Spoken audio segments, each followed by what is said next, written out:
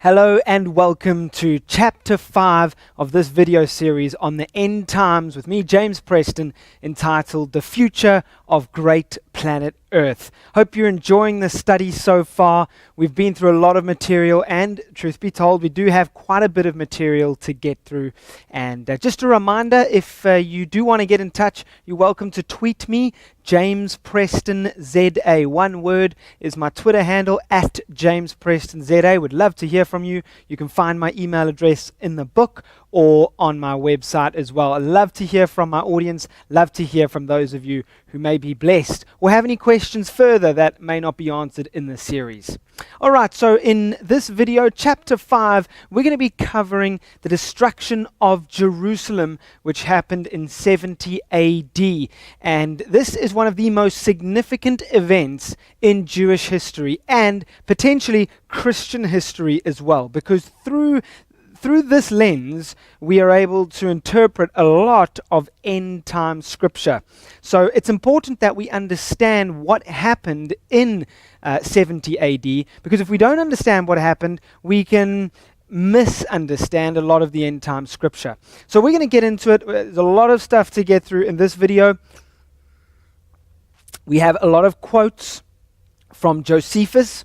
Josephus is a historian, a Roman historian, Roman Jewish historian. He was Jewish by birth, but born in Rome and was a Roman citizen. And he was actually employed by the Romans, not the Jews, not Christians. He was employed by the Romans to record what was going on at the time. So his writings are very accurate, they're well documented, they're very well supported. So we're going to be reading a lot of Josephus's works, and there's a couple of other historical documents that we will look at as well. But primarily a lot of quotes, a lot of chunks of Josephus's works are going to come up in this study. And part of that reason is because Josephus was actually involved in the negotiations between the Romans and the Jews. Obviously, because he was a Roman citizen but a Jew, the Romans actually employed him and sent him to negotiate with the Jews before their siege. So it's pretty important that we read his material and get into what he wrote about this event. Now, it also it climaxed at a siege. It was one of the most destructive events in Jewish history, even more so than the Holocaust, and is still mourned by Jews on the annual fast of Tisha B'Av, which is in August, if I'm not mistaken, every year, Tisha B'Av, and it's a very significant mourning fast that the Jews partake in every year. The siege was the climax of what is known as the First Jewish-Roman War, which lasted from 66 to 73 AD. That's right, 73 AD. So while the destruction of Jerusalem in 70 AD was the climax, it lingered on a little bit. There were a few skirmishes in cities outside of Jerusalem that lingered on a little bit. So how did the war actually start in 66 AD? Well, the Jews, inspired by the Zealots, formed a rebellion against the ruthless Roman empirical dictatorship, with protests against new Roman taxation laws. And sounds very much like we have in today's politics, where people protest against something, people are feeling uneasy, and then a law is passed and that just pushes them over the edge and they start protesting. And this kind of reached the stage where the Jews were fed up with the Roman leadership and they started protesting. And the final straw on the camel's back for these Jews were some very harsh Roman taxes. And these protests actually caused Jews to randomly attack Roman citizens, a very xenophobic sort of protest, and they would just randomly attack these citizens, these Roman citizens who weren't necessarily employed by the Roman government. They were just Roman citizens. So this caused the Roman government to take note, and Romans were very protective of their citizens, and so they took this very seriously, these attacks on Roman citizens, and they responded very harshly. They responded by firstly plundering the temple and slaughtering 6,000 Jews. And this was the start of the Roman war, because the Jews then responded with a rebellion of their own, and what they did, they overcame a Roman garrison of Judea. A garrison meaning basically just a set of troops which have been stationed in an area. So this Roman garrison was the garrison of Judea, and the Jews responded to the slaughter by gathering some troops themselves, a rebellion of troops, and they actually overcame this Roman garrison positioned in Judea. And this sparked the full-scale war, which is known as the First Jewish-Roman War. Emperor Nero, who was emperor at the time, the Caesar at the time of Rome, he sent his son Vespasian to try and restore order. Nero then committed suicide shortly thereafter due to internal power politics after seemingly going insane. And we will have a look at Emperor Nero in a couple of later sessions, because he comes up specifically in our study of the book of Revelation. Doesn't necessarily apply too much to this study of Jerusalem's destruction in 70 AD. But he committed suicide shortly thereafter. And Nero's son Vespasian then became emperor. And so he had to withdraw from Jerusalem, and he came back to Rome. And Vespasian then sent his son Titus, as well as Tiberius Julius Alexander, to lead the climax of the war, which was the siege of Jerusalem. Now, let's have a look at some of the horrors of Jerusalem's siege and destruction. The siege began with the Romans coming in, and they cut off the various entrances to the city. They cut off food, they cut off water supplies. And as we know, obviously in those days in ancient cities, they had walls around the cities to prevent people attacking them and armies attacking them. And so these walls actually made it easy to siege a city, which is what these Romans did. Titus, who was the general overseeing the whole siege at the time, sent in by his father Vespasian, was very clever, very cunning man. What he did was, he sent, or rather, at the time of Passover, he allowed pilgrims in, but he wouldn't allow them back out, thereby increasing the pressure on the city's supplies. So more Jews in. Obviously, a lot of pilgrims came to Jerusalem for Passover from all over the world. They came to Jerusalem, their Mecca at the time, their central pinnacle point. They came to Jerusalem for Passover, and Titus willingly let them into the city, but he wouldn't let them out. And of course, this increased the pressure inside the city. Eventually, Titus sent Josephus. There was quite a lot of tension. There were negotiations. There were skirmishes here and there. And so Titus eventually sent Josephus, this man that I spoke about earlier, a Jewish historian, to negotiate with the Jews who were led by the Zealots. The Jews had a faction called the Zealots who had risen up, and they had employed a number of other Jews to lead the battle against the Romans. So Josephus is sent in by the Romans to negotiate with the Jews, and this actually failed. And the Zealots actually attacked Josephus, and they wounded him. And Josephus made it back to the Roman camp, and unfortunately, this didn't go down well, and Rome then got even more angry. After intense siege, which lasted 6 months, a number of skirmishes, further negotiations, the situation inside Jerusalem became desperate. General Titus had really battened down the hatches. He had made sure there were no escapes, no secret ways in and out of the city, and Jerusalem was getting very seriously desperate because they had lost a lot of food, they'd used up a lot of water, and things were getting very serious inside the city. This is now 6 months of siege, you need to understand. And I want to read to you what Josephus writes about the situation before the actual attack. This is still the siege after many months, 6 months of the siege. Have a look at what Josephus writes. He said, "Throughout the city, people were dying of hunger in large numbers and enduring unspeakable sufferings. In every house, the merest hint of food sparked violence, and close relatives fell to blows, snatching from one another the pitiful supports of life.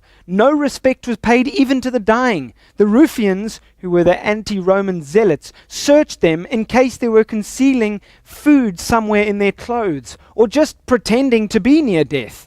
Gaping with hunger like mad dogs, lawless gangs went staggering and reeling through the streets, battering upon the doors like drunkards, and so bewildered that they broke into the same house 2 or 3 times in an hour. Need drove the starving to gnaw at anything.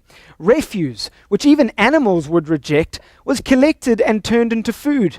In the end, they were eating belts and shoes, and the leather stripped off their shields. Tufts of withered grass were devoured and sold in little bundles for 4 drachmas. But why dwell on the commonplace rubbish which the starving were driven to feed upon, given that what I have to recount is an act unparalleled in the history of either the Greeks or the barbarians, and as horrible to relate as it is incredible to hear. That comes from Josephus's books, The War of the Jews, written in 75 AD. So this was the situation at the siege. It was desperate inside Jerusalem. It was despicable. And as Josephus wrote, there was nothing before seen, even in the times of the Greeks and the barbarians as well. And then after the siege, when Jerusalem was at its weakest, that was when Roman armies came in and attacked. It was in August 70 AD that General Titus eventually breached the Jerusalem gates and invaded the city. It was all-out war between the Romans and the Zealots. And Titus never wanted to touch the temple, which is very interesting. The reason why he never wanted to touch the temple was because he knew what Jesus had said. He knew what Jesus had said.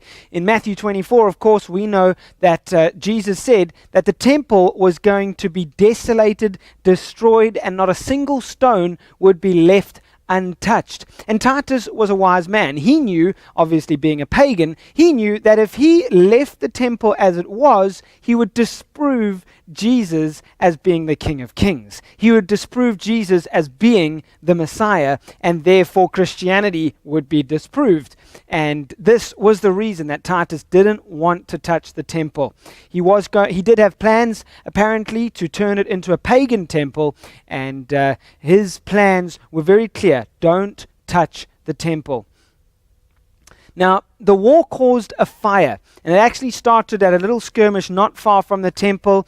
Apparently, it was a Roman soldier who threw a torch at a group of zealot soldiers, Jewish zealot soldiers, and it sparked a huge raging fire, and this fire went on to consume everything in the city, including entirely destroying the temple. The fire was so great and so grand that it actually destroyed the temple itself. And history tells us that the temple was officially destroyed on, get this, Tisha B'Av, the annual day of fasting, which mourned. Tisha B'Av actually started after the temple's first destruction in 587 BC. So isn't it significant? Isn't it incredible that Titus didn't want to destroy the temple, and yet a fire destroyed the temple on the same day that the first temple was destroyed in 587 BC. Obviously, we know the temple was rebuilt by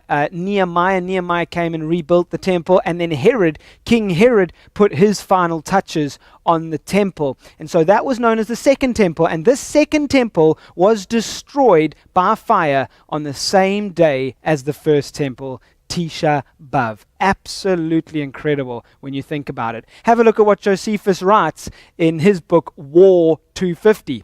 He says, the deity, indeed long since, had sentenced the temple to the flames. But now, in the revolution of the years, had arrived the fated day, Tisha B'Av. There is no escape from fate, for one may well marvel at the exactness of the cycle of destiny. For she waited until the very month and the very day on which in bygone times the temple had been burnt by the Babylonians. absolutely incredible historical account of what happened on the same day of Tisha B'Av. So the Roman soldiers continued their attack. They continued their decimation of Jerusalem citizens and Jewish citizens, and the zealots tried to fight back. And the Roman soldiers actually grew furious with the Jewish tactics, and they were therefore absolutely ruthless. The Romans were ruthless in how they decimated the Jews. Have a look at what Josephus writes here. But when they went in numbers into the lanes of the city, this is the Roman soldiers, with their swords drawn, they slew those whom they overtook without mercy, and set fire to the houses, whither the Jews were fled, and burnt every soul in them, and laid waste a great many of the rest. And when they were come to the houses to plunder them, they found in them entire families of dead men. This was disgusting. This is the kind of atrocities that the Jerusalem citizens had experienced. And the upper rooms full of dead corpses, that is, of such as died by the famine. They then stood in a horror at this sight, and went out without touching anything. But although they had this commiseration for such as were destroyed in that matter, yet had they not the same for those that were still alive. But they ran every one through whom they met with, and obstructed the very lanes with their dead bodies, and made the whole city run down with blood, to such a degree indeed that the fire of many of the houses was quenched with these men's blood. The slaughter within was even more dreadful than the spectacle from without. Men and women, old and young, insurgents and priests, those who fought and those who entreated mercy, were hewn down in indiscriminate carnage. The number of the slain exceeded that of the slayers. The legionaries had to clamber over heaps of dead to carry on the work of extermination. And that comes from Josephus' book, The War of the Jews, in book 6, chapter 8. All of this is available online. Josephus' works are available on Google Books and a number of other outlets as well. You can read up yourself. Now, we keep on going. We have a look. There's a whole bunch of stuff which Josephus wrote about these horrendous atrocities of 70 AD. And as you can see, this was serious, serious war. This was serious Holocaust and genocide.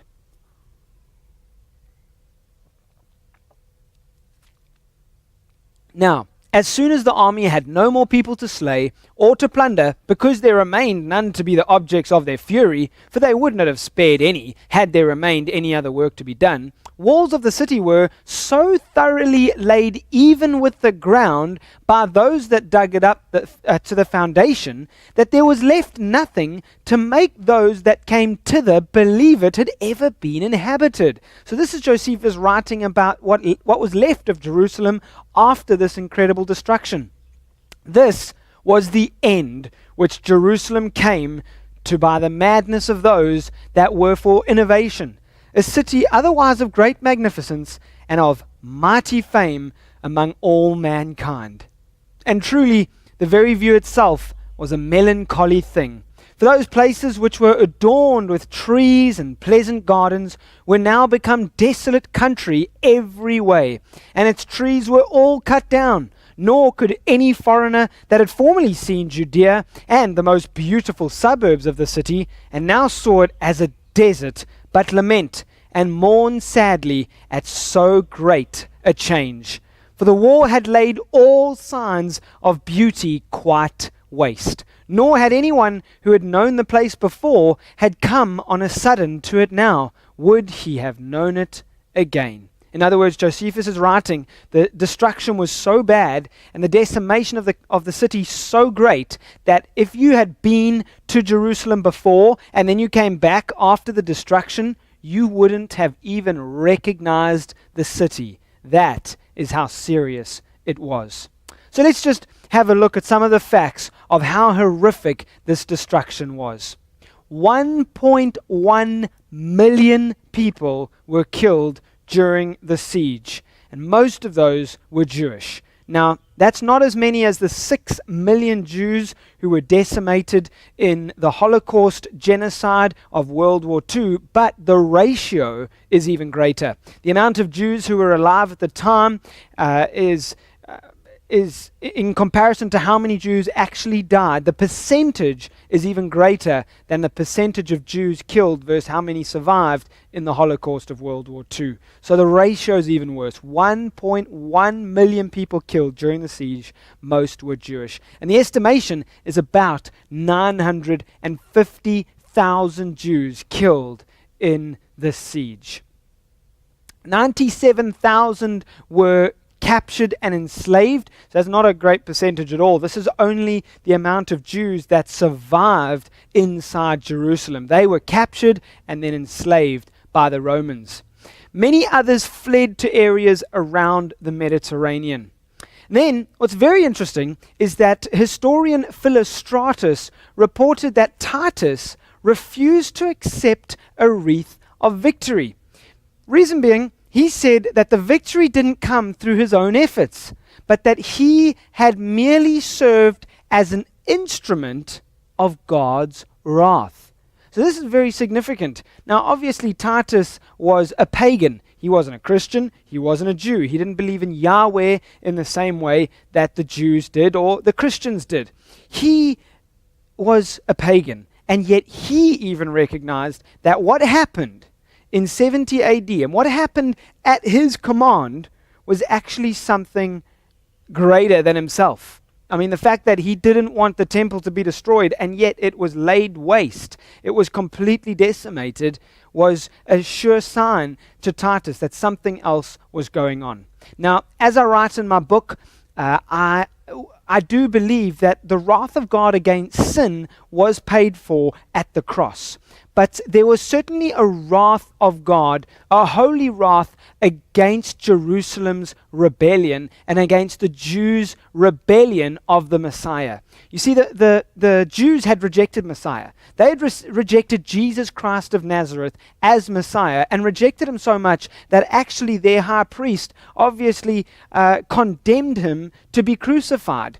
And then we see later on in Acts, which we will have a look at in a few upcoming videos, we see later on in Acts, continuous rebellion, continuous rejection by the Jewish people, by the Jewish priestly order of the gospel. And eventually God became fed up against this, and his wrath and his anger burnt against this unbelief. And so this kind of points towards two things. It points towards that God, He does get anger against rejection of the gospel. He gets angry against the rejection of the goodness of what he is like, and the fact that his Messiah has come, his own son has come. And then secondly, it does show that if you are a Christian, it kind of proves that there is a protection. As a Christian, those who have accepted Jesus as Messiah are protected from that wrath. They are saved from the wrath of God because they are in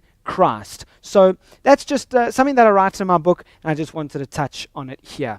So there we go. That wraps up this study on Jerusalem's destruction in 70 AD. It was a massive thing. And the reason why I've done this is because through this lens now, with this context, understanding what happened in 70 AD to Jerusalem, how bad it was, how disgusting it was. When you understand this, you'll be able to understand what we're going to study now in Matthew chapter 24, and specifically in Revelation, as well as Daniel chapter 9. So that's all coming up in the coming videos. We're about to get into the scriptures themselves. And this is a fantastic backdrop upon which we can approach these scriptures. So have a good break wherever you go, whatever it is that you're doing. If you're going to take some time to go through the book, maybe ask some questions in a life group or a Bible study, then that's absolutely awesome.